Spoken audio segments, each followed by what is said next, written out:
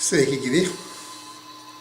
Tęsim Biblijos studiją ir šiandieną atsakysim savo į klausimą, ar gali gimęs iš dvasios prarasti savo išgelbėjimą ir vietoje išsvajoto rojaus atsidurti pragare. Dievas tai atsako iš švento rašto vienareikšmiškai. Nebijokite tų, kurie užmuša kūną, paskui nieko negali padaryti. Bijokite to, kuris užmušęs gali įmesti į pragarą, taip sakau, šito bijokite. Luko 12:4-5. Ir žinot, kad Dievo baimė išmintis, Povilas mus skatina. Su baimė ir drebėjimu atbaikit savo išgelbėjimą. Filipiečiams 2:12. Paprašykim Dievo išminties suprasti tas dvi priežastis, dėl kurių vietoj pragaro atsidursime pragare. Viešpaties Dieve, dėkojam, kad tu esi, kad tu gyvas, visagalis, sukūręs dangų ir žemę. Duok mums daug išminties, kad išgelbėti iš Dievo malonės mes tą malonę galime prarasti dėl šitų dviejų priežasčių - šventosios dvasios įžeidimo ir didžiojo įsakymo atmetimo. Duok gerai suprasti tas dvi išmintis, kad įgautume išmintingą širdį ir tvirtai laikytumės malonės. Jėzaus Kristaus vardu tai meldžiam, duodami tau visą garbę ir dėkojame. Amen.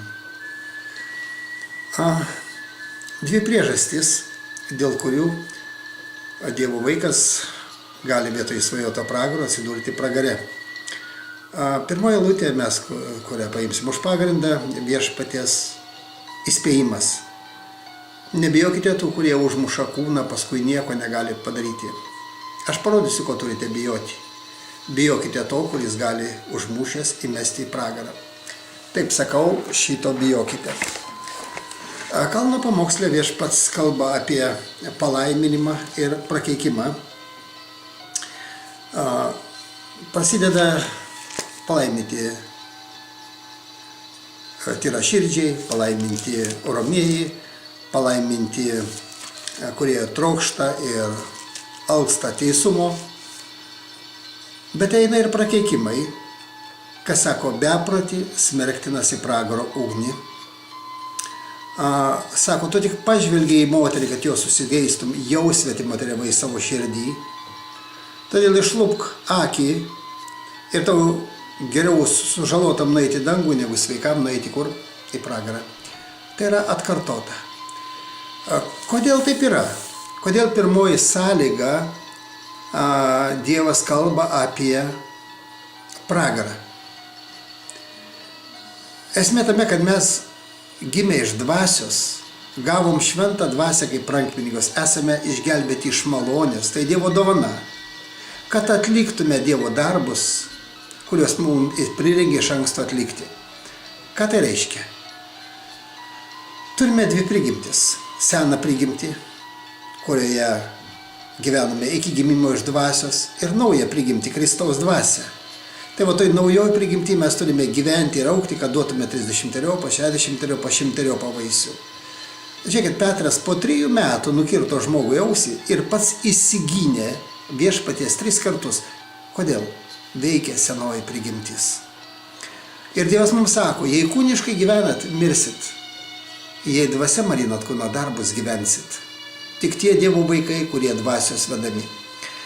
O mokytojas Dievas šventoji dvasia mus ves.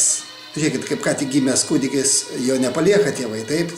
Taip ir mums priskirtas mokytojas Dievas šventoji dvasia mokys viską ir viską mums primins. Mes galime daug kartų nusidėti. Ir kada Petras paklausė, kiek man gali nusidėti brolis, ar iki 7 kartų, Jėzus atsakė, ne iki 7, bet 70 kart 7 per dieną. Reiškia, iki begalybės. Kol mes padarę nuodėmę atgailaujam, tai yra nesąmoninga nuodėmė atleidžiama. Bet yra viena sąmoninga nuodėmė, už kurią nėra atleidimo. Sąmoninga nuodėmė tai yra šventosios dvasios įžeidimas. Visi turime sąžinę. Ir puikiai žinome, kada elgiamės dvasia, kada kūnu, nevok, nemelok, nesvetimauk. Daug tokių dalykų yra parašyta. Ir taip pat nežudyk, o mes žinom, kad turim neapykantą, smerkimą, asmenų įskyrimą. Dievo šventoji dvasia pamokys, kada yra. Mes galime nuliūdyti šventąją dvasią, galime užgesinti, bet negalime įžeisti. Prisiminkim, Mato 12:31-32 yra parašyta, kas kalbėtų prieš žmogaus sūnų, tam bus atleista. Kas kalbėtų prieš šventąją dvasią, tam nebus atleista nei šitame amžiuje, nei per amžius. Sąmoningos nuodėmės pavyzdžių gali būti Ananijas ir Safyra, kurie pardavę sklypą susitarė, vyras su žmona susitarė meluoti ir vaidinti dosnius. Apaštalų darbų 5 skyriui mes apie tai skaitom.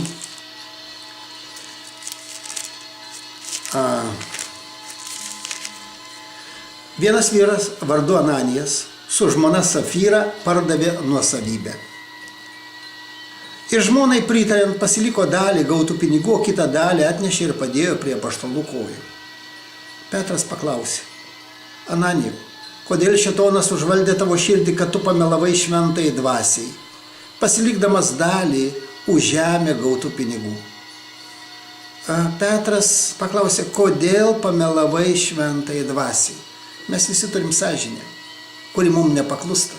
Ir Dievas per ją kalba, kaltina. Ir jeigu tu klausai ir negirdi, bet pasipriešini, tu pameluoji šventai dvasiai. Ananijas tą padarė. Toliau Petras į kalbą. Argi nebuvo tai, ką turėjai ir ką gavai pardavęs, argi nebuvo tavo žinioje? Tai kodėlgi sumanėjai savo širdį, tu pamelavai ne žmonėms, bet Dievui. Taigi šventosios dvasios įžeidimas neatleidžiamas nei šitame amžiuje per amžius. Toliau mes skaitom Hebrajam apie sąmoningą nuodėmę, kodėl jinai neatleidžiama. Jeigu gavę aišku tiesos pažinimą, sąmoningai darom nuodėmes, tuomet jokios aukos už nuodėmes nebelieka. Tik kažkoks baisus laukimas teismo ir naikinančio pykčio, kuris prarys priešininkus. Kas pamina Mozės įstatymą, tas be jokio pasigailėjimo turi mirti, 2-3 liudininkam paliudijus, kaip daug sunkesnės bausmės nusipelnys tas, kuris sutrypė Dievo sūnų, nešventų palaikė sandoros kraują, įžeidė malonės dvasią. Baisu pakliūti į gyvojo Dievo rankas. Dievas teis savo tautą. Reiškia, sąmoninga nuodėmė tai yra, kad tu sutrypė Dievo sūnų, nešventų palaikai sandoros kraują, įžeidi malonės dvasią. Mes Senajame testamente antroji karalių knygoje, 5 skyriui, skaitom, kad apie Giezį. Kada Naamanas atėjo pas Eliziejų, kad jis būtų pagydytas nuo raupsų, Eliziejus jam sako, eik, 7 kartus pasinerk Jordane ir būsi švarus. Bet Naamanas pradžiai labai supyko, bet paskiau pakluso ir nuėjo, taip? Eliziejus išlindo iš vandens visiškai sveikas nuo raupsų. Ir jis atnešė tada aukso, sidabro, brangių drabužių Eliziejui kaip dovana. Eliziejus atsakė, kaip gyvas viešpats, kuriam tarnauju, nieko neimsiu. Nors Naamanas jį įkalbinėjo paimti, tačiau jis atsisakė. Tuomet Naamanas prašė, jei ne, tai prašau, duok savo tarnui kiek žemės, kad gali panešti porą mulų, nes tavo tarnas daugiau nebeaukos deginamųjų ir kitų aukų jokiam Dievui, tik viešpačiui. Tik norėčiau, kad viešpats man atleistų nusikaltimą, kai vesiu savo valdovą į Rimono namus pagarbinti ir kartu su juo nusilenksiu Rimonui. Eliziejus jam tarė, eik ramybėje. Reiškia, kūdikiams uždraudžiama daugiau užkrauti negu 4 dalykai. Tai Eliziejus sako, gali nusilenkti taip. Jam paėjus kelio galą, Dievo vyro Eliziejaus tarnas Giezis pagalvojo, mano viešpats pasigailėjo Syro Naamano ir nepriėmė iš jo to, ko jis jam atnešė. Kaip gyvas viešpats bėgsiu jį ir paimsiu iš jo ką nors. Giezis nusivijo Naamaną. Naamanas, pamatęs atbėgantį vyrą, jam iš paskos nušoko nuo vežimo ir klausė, ar viskas gerai. Tas atsakė, viskas gerai, mano viešpats pasiuntė mane sakydamas, ką tik atėjo 2 pranašų sūnus iš Efraimo kalnų, prašau, duok jam talentą sidabro ir 2 išeiginius drabužius. Mes, kaip matom, Giezis jau melavo. Eliziejus jo nesiuntė, jis pats užsigeidė. Namanas atsakė, paimk 2 talentus, jis įkalbinėjo ir rišo 2 talentus sidabro į 2 maišus, taip pat 2 išeiginius drabužius, padavė 2 tarnam, kurie nunešė pirmą jo. Atėjo prie kalvos, Giezis pasiėmė iš jų maišus, padėjo juos savo namuose, po to paleido vyrus ir jie grįžo. Giezis atėjo pas Eliziejų, kuris paklausė, iš kur ateini, Giezi? Tas atsakė, tavo tarnas niekur nebuvo išėjęs. Jis antrą kartą melavo. Bet pranašas atsakė, argi mano širdis nebuvo su tavimi, kai vyras iššoko iš vežimo tave pasitikti? Ar dabar metas paimti pinigus ir drabužius, alyvų sodus, vynuogynus, avis, galvijus, tarnus, tarnaites? Todėl Naamano raupsai prilips tau ir tavo palikuonims per amžius. Jis išėjo nuo jo raupsuotas kaip sniegas. Sąmoninga nuodėmė, neatleidžiama nei šitame amžiuje per amžius. Giezis žinojo, ką darė blogai, bet jis užsigeidė ir tai jį pražudė. Čia labai yra svarbi, kad todėl Naamano raupsai prilips tau ir tavo palikuonims. Jeigu mes ištikimi eisim su Dievu, mes turėsime palaimą, būsime išgelbėti mes ir mūsų šeima. Padarysim sąmoningą nuodėmę, žusim mes, žus ir mūsų šeima. Tai yra Dievo žodis pasakytas. Tai dabar mes matome, kad sąmoninga nuodėmė neatleidžiama. Pagalvokime, kodėl neatleidžiama. Dievas sako, mano tėvas sodininkas, aš esu vynmedis, jūs šakelės, šakelė nešanti vaisių apvaloma, kad neštų dar daugiau vaisiaus. Jūs žinote, kad mes vietoj pykčio, susierzimo, godumo, išdidumo turime įgyti meilę. Be meilės mes dangui nereikalingi. Nuogi atėjom, nuogi išeisim. Todėl, eidami viešpaties nurodytų kelių, turime būti vaisinga vynmedžio šakelė, kurie apvaloma. Nevaisinga vynmedžio šakelė išdžiūsta, iškertama ir įmetama į ugnį. Tai sako labai aiškiai apie amžino gyvenimo praradimą. Dabar kodėl? Visi žinome, kad bet kurios nuodėmės alga mirtis. Ką tai reiškia? Įsivaizduokite, auga vynmedis ir šakelė. Jinai gyva tol, kol yra vynmedžio šaknų ir sulčių ir kamieno sulčių dalininkė. Per ją teka syvai. Bet įsivaizduokit, kad atsiranda trombas. Trombas, kuris sustabdo tekėjimą, panašiai kaip būna pas žmonės kraujagyslių trombas. Iš to išeina skaudžios pasekmės. Tai trombas, nuodėmės alga mirtis. Trombas atsirado. Ir mes daug kartų išpažinę viešpačiui savo nuodėmes atleidžiama. Bet kuri nuodėmė, kuri neišpažinta, yra sąmoninga. Tas trombas pasilieka ir jeigu žmogus neatgailauja, nėra atleidimo. Mes turėjom tokį atvejį, kada viena moteris, po įtikėjimo sudarė pakartotiną santuoką. Ir po kurio laiko man Dievas sako, eik ir pasakyk jai, kad jinai yra nuodėmėj. Jau 7 metai, jau laikas jai būtų sutvarkyti savo nuodėmę.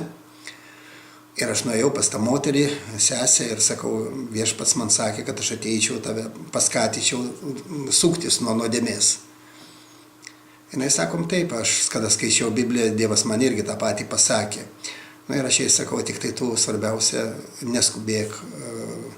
Svarbiausia pasakyk Dievui, padaryk atgailą ir po biškį, kiek tu išeidinėsi, metus, 2, 3, čia jau kitas reikalas, svarbu, kad širdį tu prašysi Dievo tai sutvarkyti, kad ne tavo jėga būtų, o Dievo jėga. Jinai susitiko, mes pasimeldėm, bet po mėnesio jinai pabėgo iš bažnyčios. Jis labai mylėjo tą savo naują vyrą, jau turėjo vaiką iš jo. Ir dabar jis pabėgo iš bažnyčios. Nu ką, Dievas, nuo Dievo kur pabėgsi? Dievas nusintėjo į kraujo, tai yra gimdos vėžį.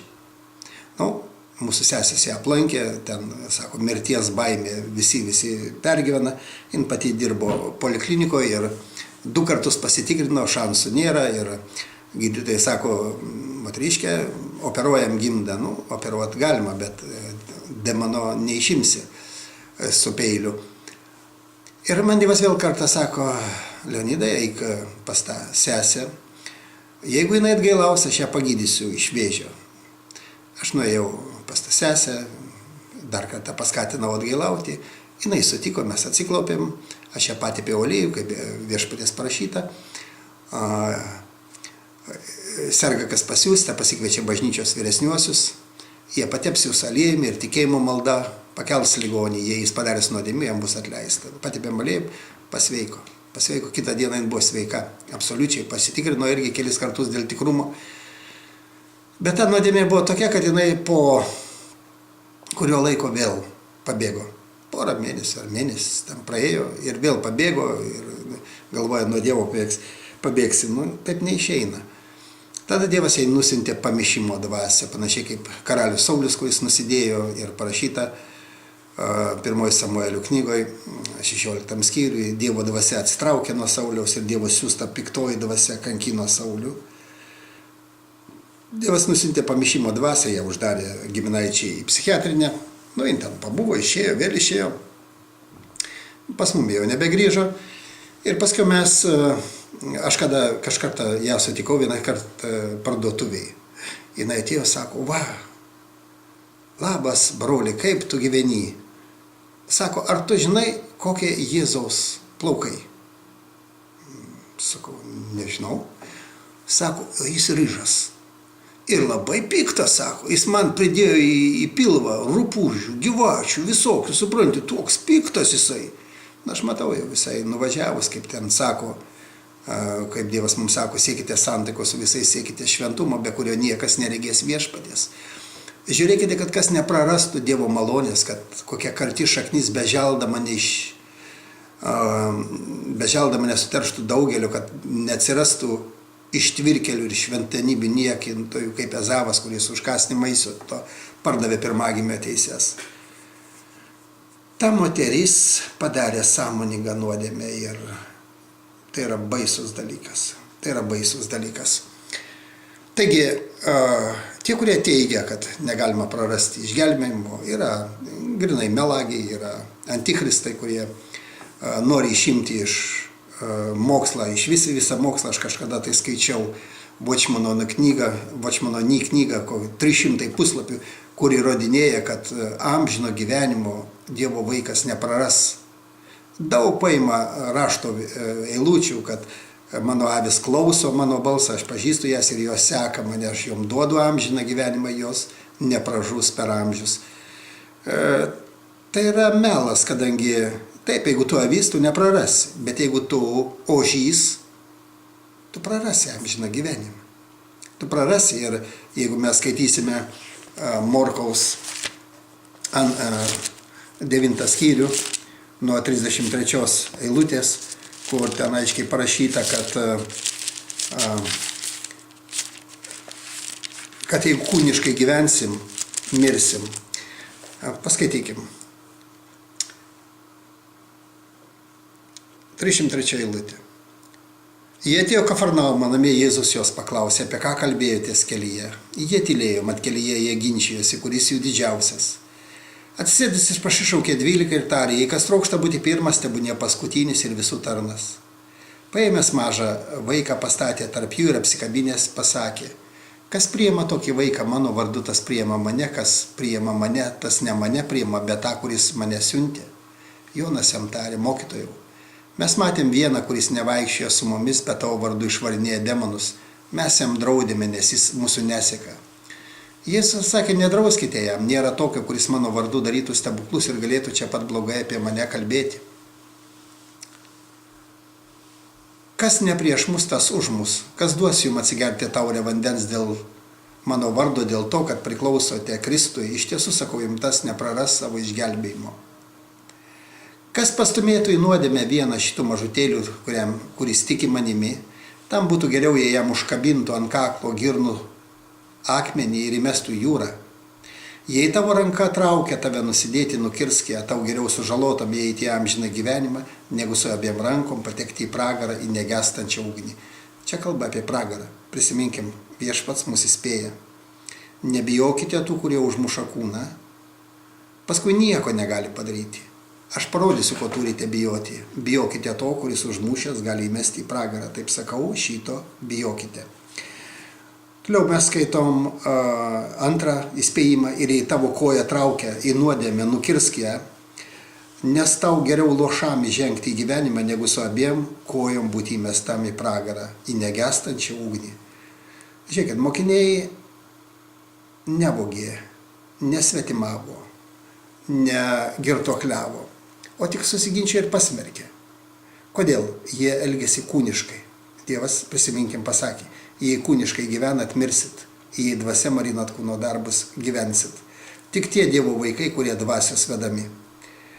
Ir antrą kartą už ginčą ir smerkimą Dievas pažadėjo jiem pragarą, taip?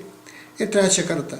Ir jei tavo akis traukia tave nusidėti, išlupk ją, nes geriau tau viena akiu įeiti į Dievo karalystę, negu abiem akim įmesti į ugnies pragarą, kurių kirminas nemiršta ir ugnis negesta. 3 kartus Viešpats įspėjo mokinius, kad už ginčą ir smerkimą galima atsidurti pragare. Pas mus buvo vienas jaunuolis, kuris 30 žmonių akivaizdoj, kada mes tyrinėjom, kad reikia skelbti Evangeliją kasdien, atsistojo ir pasakė, o aš neskelbsiu Evangelijos kasdien, nors mane už tai skirtų ir iš narystės. Aš supratau, kad žmogus kalba to, ko nesupranta. Jis kalbėjo ne prieš mane, ne prieš brolius, bet prieš Dievo žodį, o Dievas savo žodį išaukštino labiau negu savo vardą. Mes turim nusižeminti prieš Dievo žodį. Jis tai pasakė ir vėl įvyko, kas pastraukė, kas su manim nerenka, barsto. Kada netyroji dvasia išėjusi iš žmogaus vaikšto be vandenėse vietose ir sako grįšiu, randa juos išluotus, išpuoštus, tada eina pasiema 7 dvasias baisesnės už save ir įėjusios ten apsigyvena. Tai taip kaip karaliui Sauliui, Dievo dvasia atstojo nuo Sauliaus ir Dievo siųsta piktoji dvasia kankino Saulių. Reiškia, pasietė velniai už sąmoningą nuodėmę ir jis susigėdė savo 2 mažamečių dukrelių. Žmona tai pastebėjo. Įvyko konfliktas, jinai perdavė į teismą, teismas įrodė, kad tai tikra ir jam uždraudė bendrauti su vaikais. Aš jį matau, jis vaikšto gatvėse, bet negyvas, kai su juo bandau dar pakalbėti, kad jis eitų į atgailą. Sako, nebeįmanoma tokio atgaivinti naujai atgailai, nes jie kryžiuoja Dievo sūnų ir stato jį viešai panikai. Tas žmogus nedarė atgailos, jis padarė sąmoningą nuodėmę ir tas trombas pasiliko. Šakelė pradėjo džiūt ir toliau sakoma, kad jin iškertama, įmetama į ugnį. Taip? Tai yra baisus dalykas, sąmoninga nuodėmė. Prisiminkime, jeigu gavę, aišku, tiesos pažinimą sąmoningai darom nuodėmės, tuomet jokios aukos už nuodėmės nebelieka, tik kažkoks baisus laukimas teismo ir naikinančio pykčio. Jei kas pamina Mozės įstatymą, tas be jokio pasigailėjimo turi mirti 2-3 liudytojams paliudijus, kaip daug sunkesnės bausmės nusipelnys tas, kuris sutripė Dievo sūnų, nešventų palaikė sandoros kraują, kurio buvo pašvęstas, įžeidė malonės dvasią. Bet kuri nuodėmė, kas kalbėtų prieš Dievo sūnų, bus atleista, bet kas kalbėtų prieš šventąją dvasią, tam nebus atleista nei šitame amžiuje, nei per amžius. Reiškia, šito mokslo nėra ir nebuvo Vočmano, nei. Galima išimti iš rašto mokslą apie sąmoningą nuodėmę, bet mes tik išimsim iš savęs. Antra dalis, dėl ko galima prarasti amžinai gyvenimą, yra, jeigu tu tarnausi Dievui ne pagal gailestingo samariečio, pagal Levito ir kunigo pavyzdį. Reiškia, tu atmesi didįjį Dievo įsakymą, nes ant šitų 2 jo sudėtinių dalių kabo visas įstatymas ir panašiai. Kodėl? Vėlgi, vynmedžio šakelė gyva kamieno ir šaknų sultimis. Pagal Jėzaus, jo mokinių ir pirmųjų bažnyčių pavyzdį mes turime ateiti prie gyvybės medžio kiekvieną dieną, kad kasdien gautume kasdieninę duoną iš Viešpaties. Ir tada mes privalome eiti, vykdyti didį Dievo įsakymą. O Dievas pasakė taip, kas tėvą, sūnų, dukterį myli labiau už mane, nevertas manęs. Kas ras gyvybę, ją pražudys. Kas neima kryžiaus ir neseka paskui mane, nevertas manęs. Pirkau jaučius, dirbą, vedžiau, neturiu kada ateiti, aš laužau didį Dievo įsakymą. Antroji dalis, mylėk savo artimą kaip save, tai reiškia pagal Dievo žodį užrašytą šventajame rašte, turime kasdien skelbti Evangeliją. Taip ir parašyta, diena iš dienos skelbkite jo išgelbėjimą. Aš padarysiu jūs žmonių žvejais, bet jeigu mes nenorime žvejot, nėra nė vieno daikto, kuris būtų naudingas, jei neatliktų savo paskirties. Stiklinė įtrūko, mes jos nelaikysim. Višta nededa kiaušinių, mes jos taip pat nelaikysim. Užtrūko karvė, joks ūkininkas jos nelaikys. Kiekvienas dalykas turi būti naudingas. Ir jeigu mes norime augti Kristuje Jėzuje, reiškia, kasdien turime ateiti prie gyvybės medžio, kad gautume kasdieninę duoną ir kasdien skelbti Evangeliją. Atsimenu, kad Jono 4, kada mokiniai atnešė Jėzui valgyti, jisai sako, aš turiu maistą, valgyti maistą to, kurio jūs nežinote. Tie sako, gal kas jam atnešė maistą. Sako, pažiūrėkite laukus, jie pabalė pjūčiai. Jau dabar pjovėjas gauna atlygį ir renka vaisių amžinam gyvenimui. Taigi mes turime būti naudingi Dievui. Jeigu mes atmesim didįjį Dievo įsakymą, tos 2 kasdieninius darbus, taip pat nustosime gyvybės. Ir Dievas sako, teismas nebus gailestingas, neparodysiam gailestingumo. Jei brolis ir sesuo stokoja kasdieninio maisto, kas sako, sušilkite, eikite, o neduoda, ko reikia, to tikėjimas miręs. Miręs tai reiškia, kad tu negavai kasdieninės dvasinės duonos. Vėlgi, Jono 6 skaitom, jei nevalgysit mano kūno ir negersit kraujo, neturėsit gyvybės. Dėl didžiojo darbo atmetimo Efezo bažnyčia Dievas griežtai spėjo. Sako, gerai, tu daug dirbi, kaip tie Galatai, daug dirbo, taip. Bet, sako, jūs, kurie įstatymų norit pasidaryti teisūs, atsiskyrėte nuo Kristaus, praradote malonę. Tai Efezo bažnyčiai sako, prisimink, kur nupuoliai, atgailauk, nes palikai pirmąją meilę. Jei ne, aš patrauksiu tavo žibintuvą. Vėl reikalinga atgaila, kad tas trombas išeitų. Sardų bažnyčia manė, kad yra gyva, bet Dievas įvardino ją kaip mirusią. Aš, sako, neradau darbų tobulai atliktų mano akivaizdoje. Laodikijos bažnyčia Dievas buvo pasiruošęs išvemti iš savo burnos. Kodėl? O kad tu būtum šaltas arba karštas. Bet kad esi drungnas, aš įspjausiu tave į savo burnos. Reiškia, jeigu mes nestatysim pirmojo ir didžiojo įsakymo pirmą vietą, o šeimos aprūpinimo į antrą vietą, mes laužysim didįjį Dievo įsakymą, nustosim syvų, nustosim gyvybės. Todėl Laodikėja sako, tu galvoji, kad esi turtingas, pralobęs, nieko nestokoji, o nežinai, kad esi aklas, trumparegis. Aš tau patariu nusipirkti ugnį išgryninto aukso ir tepalo akim, kad pasiteptum ir praregėtum ir nesimatytų tavo nuogumo gėda. Štai aš stoviu prie durų ir beldžias. Kas išgirs mano balsą ir atidarys duris, aš užeisiu pas jį ir vakarieniausiu. Jeigu mes atmetėm antrą dalį to, dėl ko prarandama gyvybė didžiojo Dievo įsakymo abi sudėtinės dalis arba abu didžiojo įsakymo kasdieninius darbus, kasdieninis atėjimas prie vynmedžio ir kasdieninis Evangelijos skelbimas bei rūpestis kasdieninis įtikėjusiais, mes nustojam gyvybės dvasinio maisto. Ir tai vadinama kaip tapti Kristaus kryžiaus priešai, kaip Filipiniečiams 3:18 rašo. Daugelis apie jos net verkdamas, sakau, elgėsi kaip Kristaus kryžiaus priešai. Jų galas pražūtis, jų Dievas pilvas. Pražūtis, tai sako Dievas. Toliau sako, jei gavę, aišku, tiesos pažinimas,